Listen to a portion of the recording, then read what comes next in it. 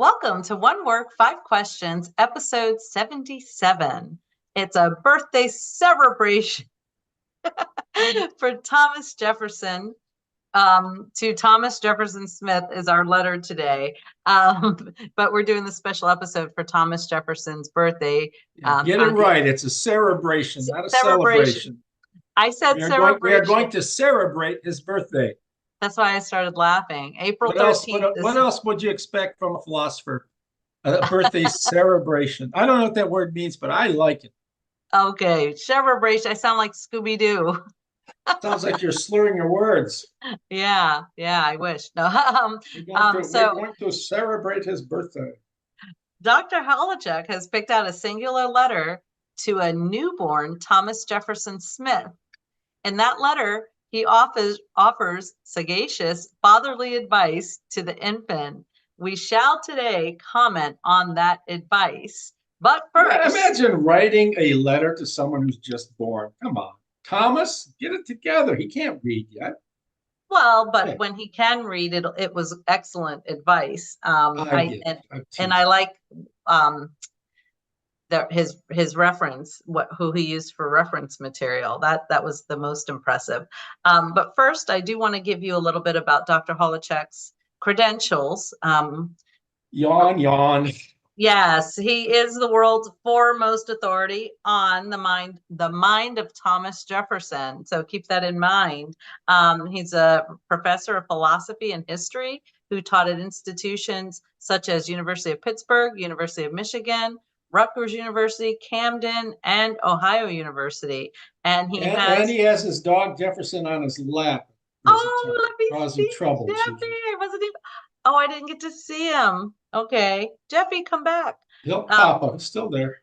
He has 27 published books and over 200 essays on Thomas Jefferson. So nobody has studied Thomas Jefferson like Dr. Holacek. So let's get back to our before beginning, I remind listeners of the aim of this program. We look at one particular writing of Thomas Jefferson and either examine it thoroughly to see what other scholars may have not seen, or we critically analyze some portion of the letter as a springboard for further discussion. So I am Donna Vitek, and this is One Work, Five Questions, episode here's Jefferson. 77. Hi, Jeffy. Yeah. Hi there, buddy. You got to be on. You got to be on the camera. You have a little sweater on now. You're cold. He's always cold. He's born in Texas. He's a Texas dog, Texan. Oh, okay. So Mexican. Anywhere else is cold. Oh, he's a cutie pie. That's the most fun part of the show, is seeing Jeffy. Okay, are you ready for question number one, Dr. Holacek? Shoot, let's do it. Okay. Who is Thomas Jefferson Smith? I thought it was a typo. And what is his relationship to Thomas Jefferson? I can handle this precariously, briefly. Oh, okay. Thomas Jefferson Smith was the son of the U.S. politician, lieutenant colonel of the Revolutionary War. He was a general in the War of 1812. This was Samuel Smith. Samuel Smith was roughly a contemporary of Thomas Jefferson. He was born in 1752, died a little bit later than Jefferson. And the connection to Jefferson is that he married Carrie Ann Nicholas, who is the daughter of Jefferson's dear friend, Wilson Carey Nicholas. Wilson Carey Nicholas was a very, very close friend of Jefferson. And you remember the story where he loaned, I think, Wilson Carey Nicholas something like $20,000 in loans towards the end of his life, and then Nicholas died, and Jefferson that was the final nail in Jefferson's financial coffin. Oh, but he was, he would become an important person. Okay. Right. Important enough to write this letter and to have such a deep, meaningful. He felt, because he's the namesake. I saw that in the letter. He said, because you are my namesake. He felt that obligation. Okay, question number two. Jefferson's advice in the first paragraph, he gives 8 precepts and resembles the 10 Commandments. That was my first thought when I read it. And he refers to the afterlife. Can you say some things about the 8 precepts? Also, I'm confused because I thought Jefferson did not believe in the supernatural aspects of Christianity. Well, let me bring this up and so readers can see. Right, Thomas Jefferson, is that up there? He says that I Yeah. number these myself. Okay. He says, adore God, reverence and cherish your parents, love your neighbor as yourself, your country more than yourself. Be just, be true, murmur not at the ways of providence. So shall the life into which you have entered be the portal to one of eternal and ineffable bliss. And if to the dead it is permitted to care for the things of this world, every action of your life will be under my regard. But what's interesting here is the number of the precepts. The first precept is adore God. Jefferson was a deist, as I've mentioned before, and he had profound respect for God as the maker of the cosmos, the maker of all the things in the cosmos as well. That's the first precept. And secondly, it talks about love your parents, right? Then your neighbor as yourself. And what I find in number 3 rather interesting is love your country more than yourself. A very telling addendum, something added to number 3. In Thomas Jefferson's life, one of great largesse, one of great giving to his country, is one I think you can argue he spent his whole life helping other people in the service of his country and in the service of Virginia. Certainly 40-something years or so, he considered in one of his letters that his work on the University of Virginia was a service to his country and his state. So, and then we have ethical precepts: be just, right? Practice justice. Plato, Aristotle, be true. In other words, speak truthfully. Murmur not at the ways of providence, a very stoical belief. Accept things as they are. Bad things, presumably bad things happen. Accept them as something that has happened.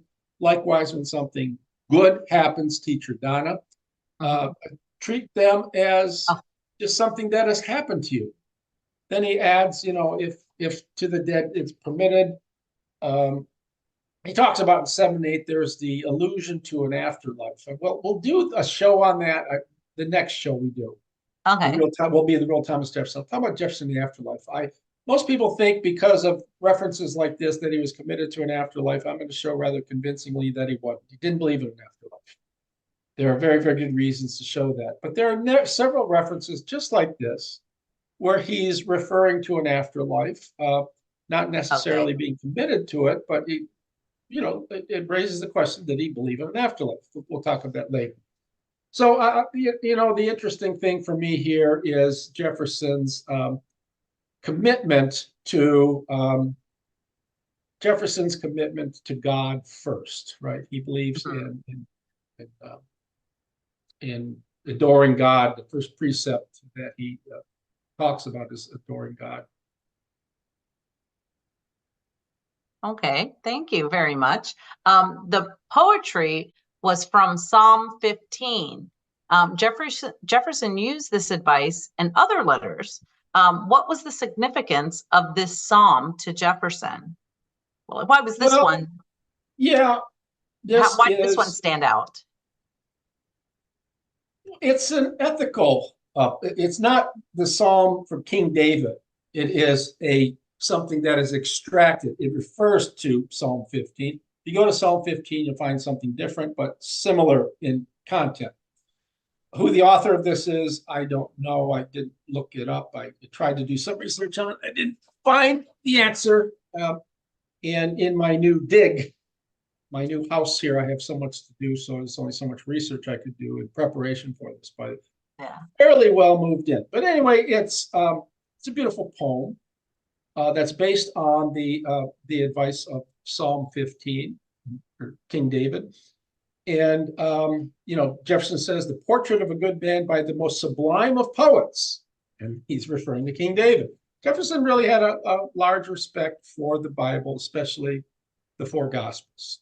And he often read the Bible, and even his own version that he created of the Bible, talk about the 4 Gospels.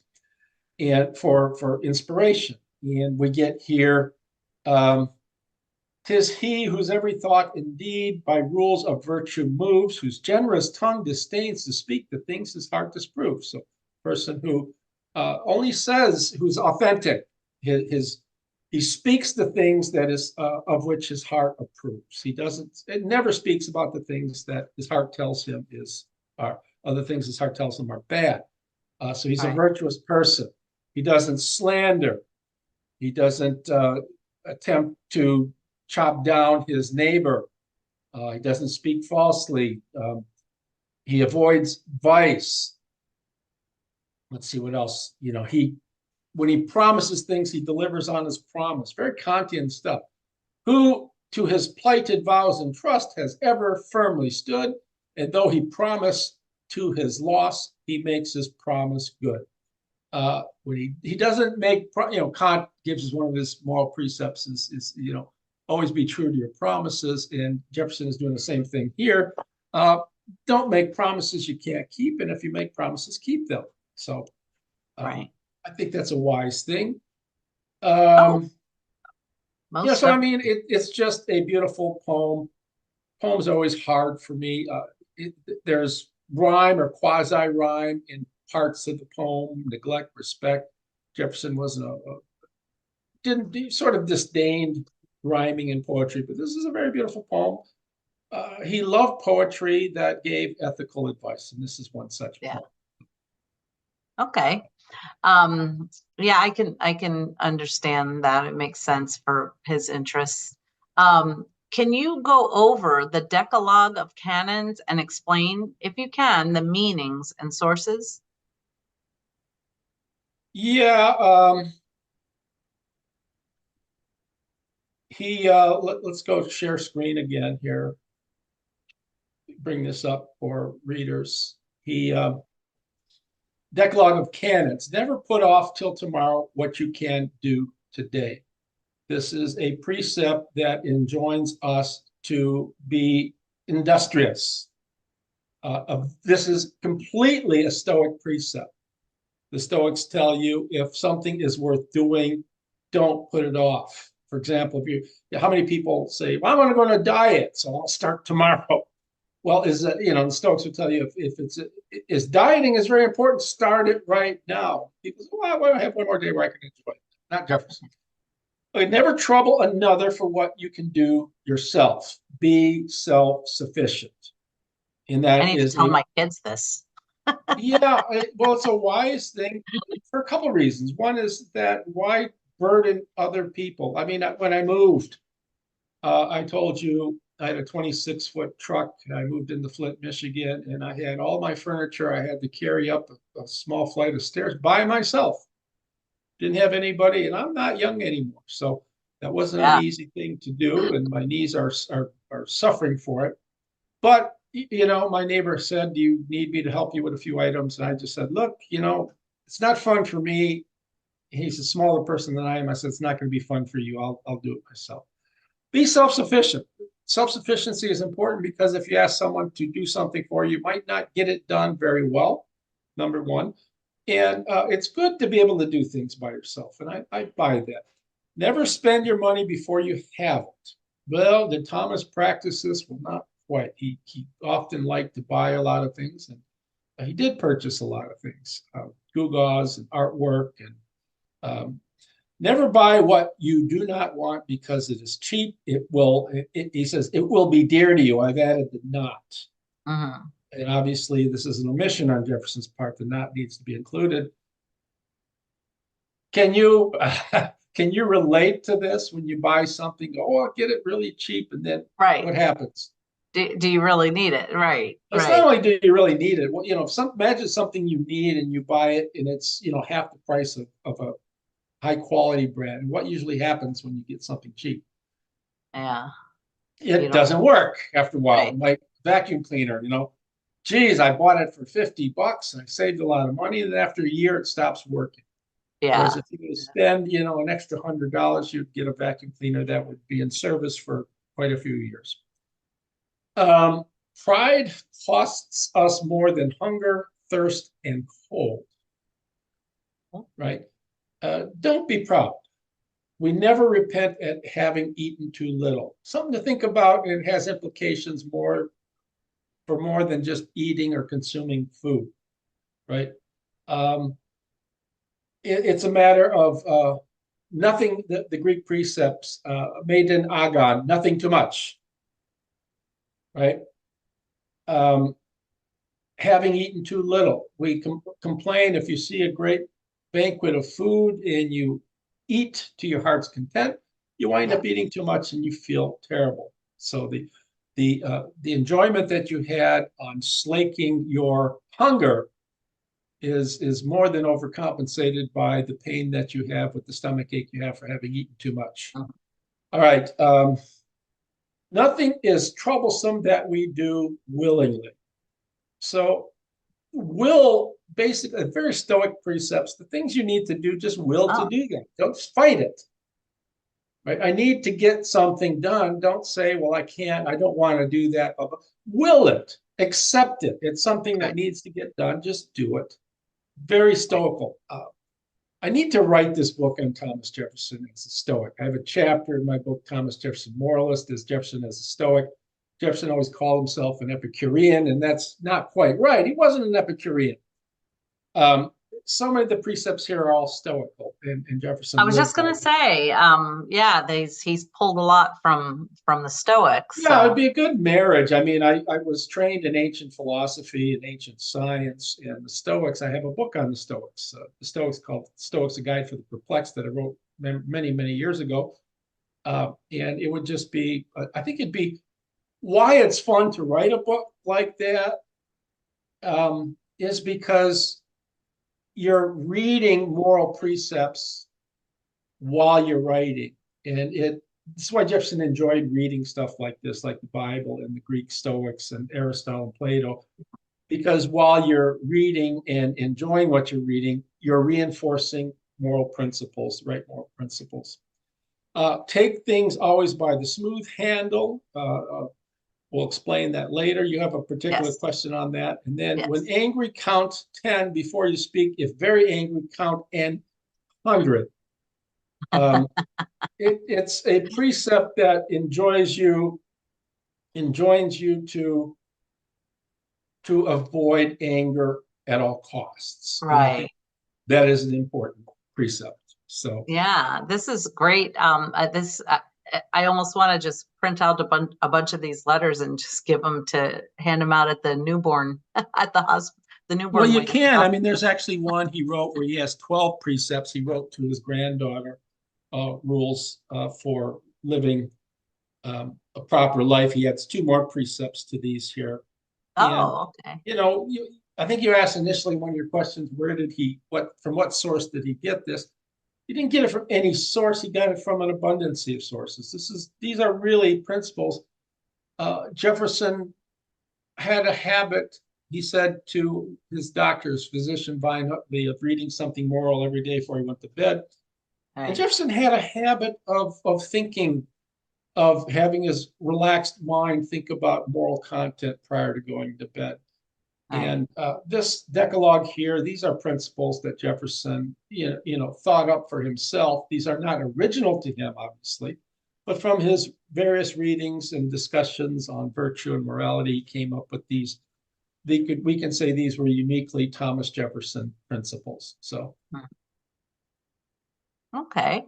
Well, I just when I thought I couldn't love him anymore.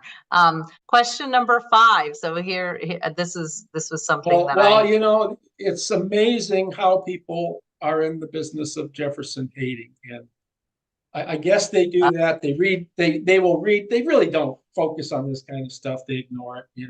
They don't take morality seriously. They just think Jefferson was a hypocrite.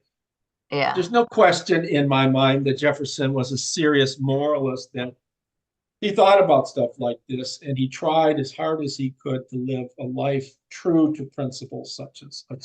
Nobody's perfect, Well, he was a lot more perfect than you and I are, and most people. Hey. So let's put it this way: he is much, or infinitely more perfect than. Not that perfection comes in degrees, but I'm going to speak of it that way, so I speak metaphorically. He's infinitely more purpose than his castigators, than those people who are constantly tearing him down. Right. Right. Right. If only. Question number 5.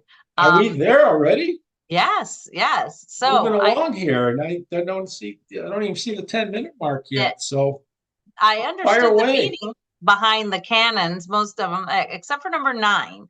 Can you explain what he meant by take things always by their smooth handle? Yeah, I mean, I know as a kid we you're go told to to handle scissors. Epictetus, Uh-huh.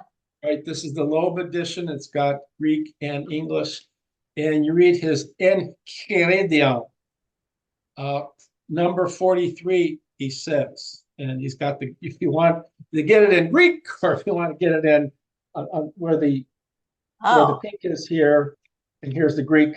If you want, he says, I'll just read the translation. Everything has two handles, by one of which it ought to be carried, and by the other it ought not to be carried. okay. Um, this is where it's so helpful to be an ancient scholar studying Jefferson, because he was so much influenced by the ancients. And perhaps there is, but other people who read these decalogues, I don't know of anybody who recognized that this comes from Epictetus.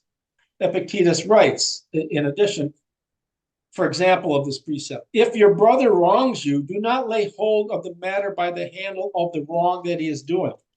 In other words, if your brother makes a mistake, you can grab what's the precept here?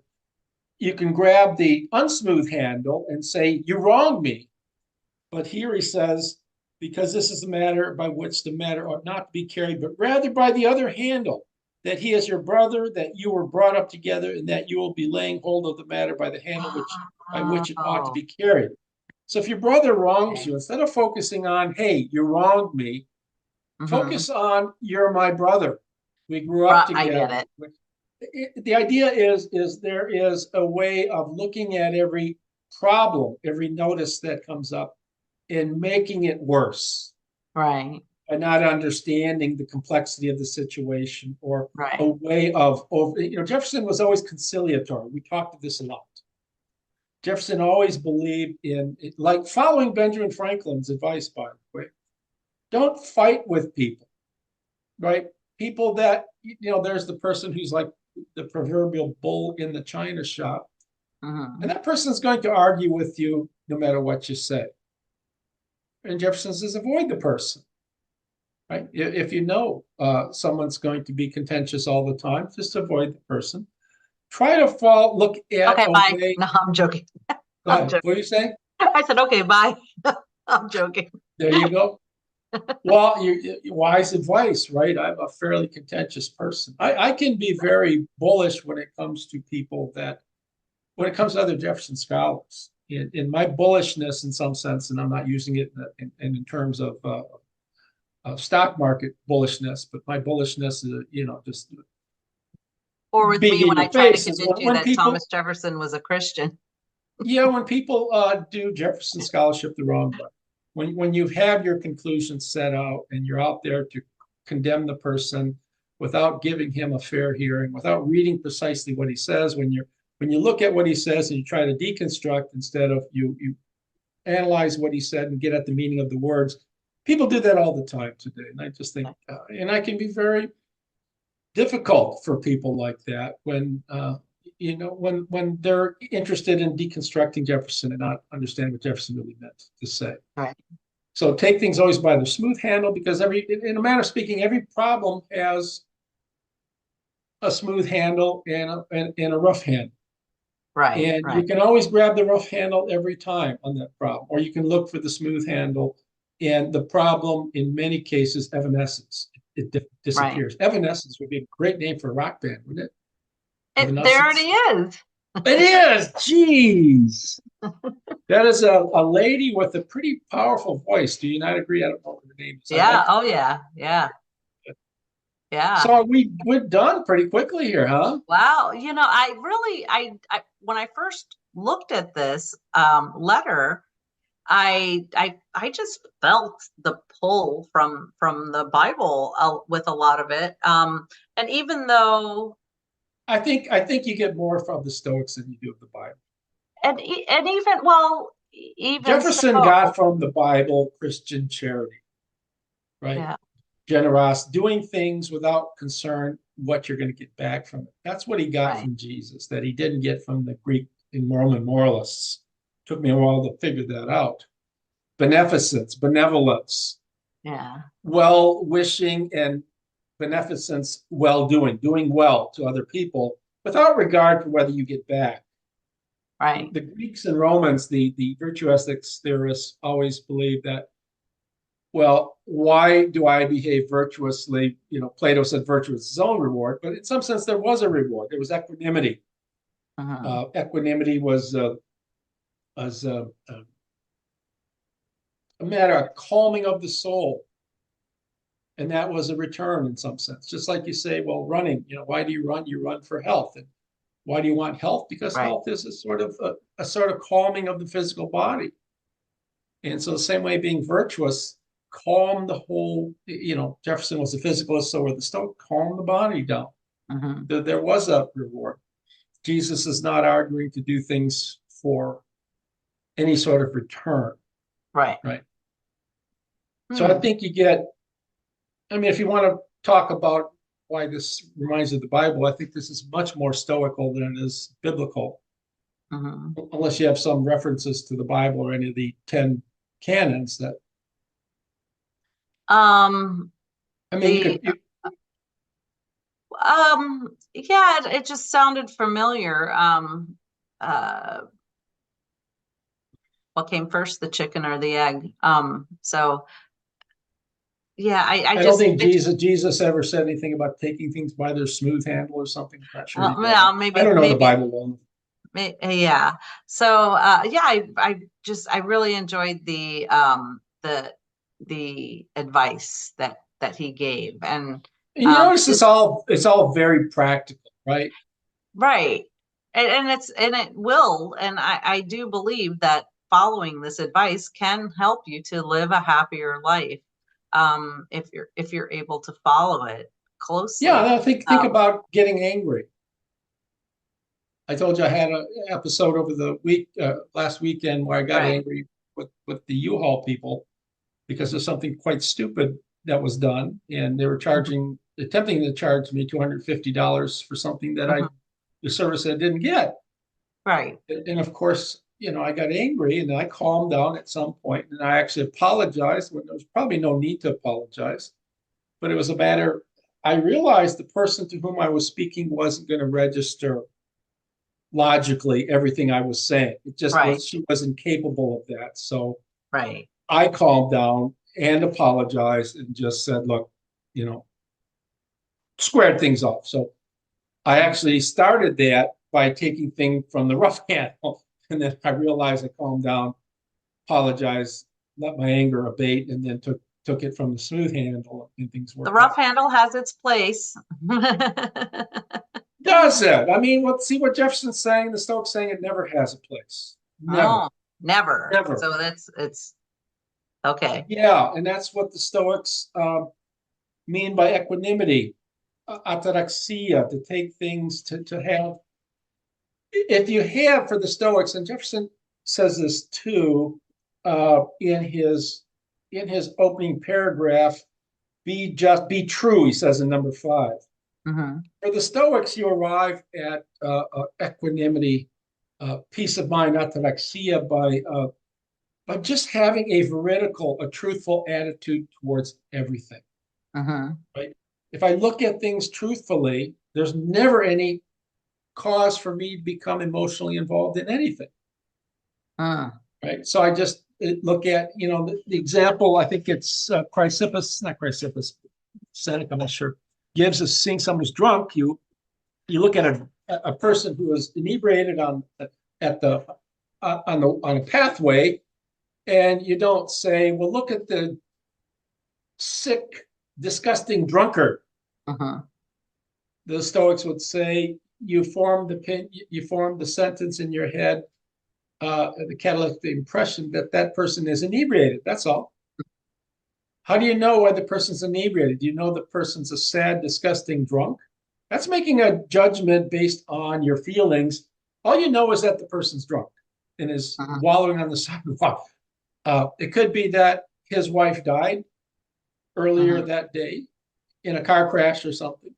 Got her head eaten off by a crocodile while they were Yeah. going for a walk together. Crocodile came and just lopped off her head, and so maybe that's why the person. Or she went blind from not wearing her solar eclipse glasses. The solar eclipse is happening right now. Is it? See, I'm not even up on that stuff. Yeah. Well, it's beautiful and sunny over here. I'm sure it's probably sunny over there. Oh, it may get dark. I don't even know if we're going to see it here in it's actually Michigan. crossing over Dayton, Ohio. That's where it'll get dark for like 3 minutes. So. Oh, okay. So I should be able to see some of it here. Yeah. And while we're praying, you're just telling people to stop watching the video and go out and look at the eclipse right now. Oh no! By the time they watch this, yeah. By the time they get this, that's yesterday's news. All right. Do you have any closing remarks? Yeah. No, I think I've said everything that I wanted to say. I still struggle with his, making reference to the afterlife, and I know he didn't. He didn't believe in the supernatural aspect of Christianity, but yet he makes a reference to it. So he makes reference to it. We'll talk about that next week. He makes reference to it in a number of places. One of my arguments is I think I have arguments sufficient to show to convince anyone that he just didn't believe in it, even though in many places he does reference an afterlife. He does talk about it. Okay. I'll argue for that, and you can formulate your own opinion. Okay. A lot of people, whenever you do religious matters with Jefferson, I'll end with this. People always want to paint Jefferson out to be like them. Yeah. The way that they think. If you're a Christian, you want to show Jefferson was a devout Christian, and he wasn't a deist, he was a theist, and he really believed that Jesus was the Son of God and all these things, in spite of. Oh no, mine was taken directly from his letter to, I think it was it to Benjamin Rush when he says, "I'm a Christian in all sense of the word." So that I just took it for what he said. Yeah, and I tried to show you before when he says that to Rush, what he really means. He's a Christian in the sense that he believed Christ was a human being and not the Son of God, and he was the world's most remarkable philosopher. We'll talk of this at another time. Okay. So next time, when we'll do the real Thomas Jefferson. Well, stay tuned for the real Thomas Jefferson, where we get some explanations on this. So why Jefferson did not believe in an afterlife, in spite of the fact that there were several books written on Jefferson's religious beliefs where authors claimed he did believe in afterlife. So I guess we're all set for this, and that's what we do next time. So hear from my new digs in Flint, Michigan. See, it's getting dark. Yeah, the beautiful water capital of the world, the former home of Waterworld. I sign off, and we'll do this again next week. See you later, Donna. Okay. Have a great day. Bye-bye. Bye. Watch your clips.